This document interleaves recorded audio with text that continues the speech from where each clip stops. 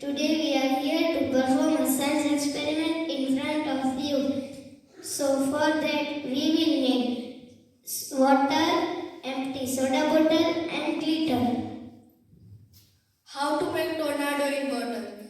Fill empty bottle with water.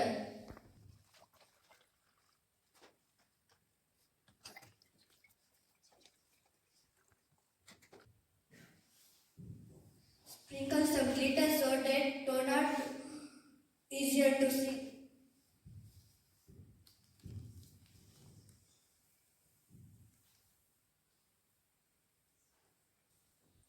Secure the bottle with cap.